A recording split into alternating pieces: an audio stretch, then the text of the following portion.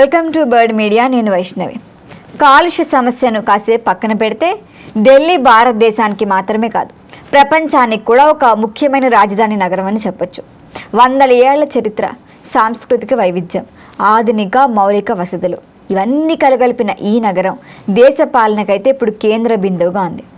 మరి అలాంటి ఢిల్లీ నగర భద్రత విషయంలో మాత్రం కేంద్ర ప్రభుత్వం ఎప్పుడూ ప్రత్యేక శ్రద్ధని చూపిస్తూ వస్తోంది. ముఖ్యంగా గతంలో జరిగిన ఉగ్రవాద దాడులు, తాజాగా ఇప్పుడు చోటు చేసుకున్న కారు బాంబులు బెరుడు ఘటనలు ఇవన్నీ కేంద్రాన్ని మరింత అప్రమత్తం చేశాయి. అయితే ఇటీవల జరిగిన కారు బాంబు పేలుడు ఘటనను కేంద్ర ప్రభుత్వం సాధారణంగా అయితే తీసుకొని కొట్టిపారేయలేదు. దేశ రాజధానిపైకి ఎలాంటి ముప్పు వచ్చినా అది దేశ భద్రతపైనే ప్రభావం చూపిస్తోంది. కాబట్టి ఇది ఈ ఆలోచనతోనే కీలక నిర్ణయాలు తీసుకుంటోంది ప్రభుత్వం. ఈ క్రమంలోనే ఢిల్లీ నగరంలోని అత్యంత సున్నితమైన VIP 89 జోన్లో గగనతల భద్రతను మరింత పటిష్టం చేయాలని నిర్ణయించింది. మరి దీనిలో భాగంగానే సమీకృత ఎయిర్ డిఫెన్స్ వెపన్ సిస్టమ్స్ను IADWSను కొనుగోలు చేయడానికి పచ్చ జెండా ఊపింది. ఈ AIDWS వ్యవస్థను సుదర్శన చక్రం ప్రాజెక్టు కింద ఏర్పాటు చేయబోతున్నారు. ఇది పైలట్ ప్రాజెక్ట్గానే అమలవుతుంది. దాదాపు 5,131 కోట్ల వ్యయంతోనే ఈ వ్యవస్థను ఏర్పాటు చేస్తున్నట్లుగా రక్షణ వర్గాల సమాచారం.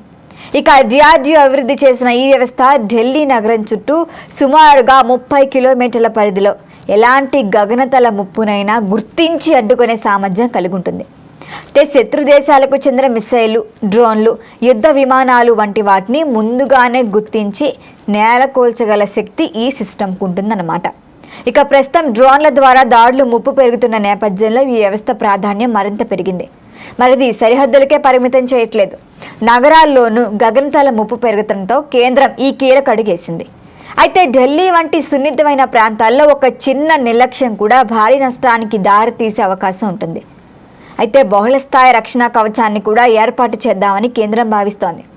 ఒకవేళ సుదర్శన చక్రం ప్రాజెక్టు కింద కేవలం ఆయుధ వ్యవస్థల్ని తీసుకోకుండా ఆధునిక కౌంటర్ అటాక్ టెక్నాలజీని కూడా అభివృద్ధి చేయబోతున్నారు. మరి ఈ వ్యవస్థ సైబర్ యుద్ధాలను కూడా తిప్పికొట్టగల సామర్థ్యాన్ని కలిగి ఉండేలా కూడా డిజైన్ చేస్తున్నట్లుగా తెలుస్తోంది.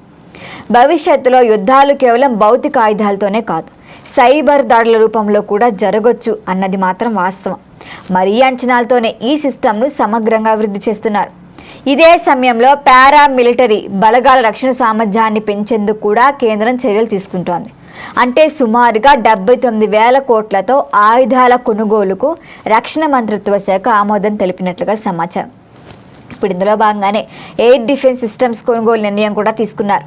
DRDOతో పాటు కొన్ని ప్రైవేటు సంస్థల భాగస్వామ్యంతోనే ఈ వ్యవస్థను అమలు చేయబోతున్నారు. అయితే స్వతంత్ర దినోత్సవం సందర్భంగా ప్రధాని కూడా అప్పట్లో దేశంలోని వ్యూహాత్మక, పౌర, సాంస్కృతిక ప్రాధాన్యం ఉన్న ప్రాంతాల రక్షణకు అత్యాధునిక వ్యవస్థలు అవసరమని కూడా ఆ స్పీచ్లో చెప్పారు. మరి ఆ దిశగానే ఇప్పుడు ఢిల్లీలో సుదర్శన చక్రం ఏర్పాటు కాబోతోంది.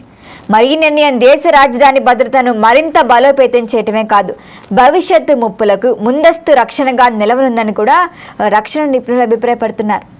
మరి దీనిపైన మరిన్ని అప్డేట్ల కోసం చూస్తూనే ఉండండి బర్డ్ మీడియా.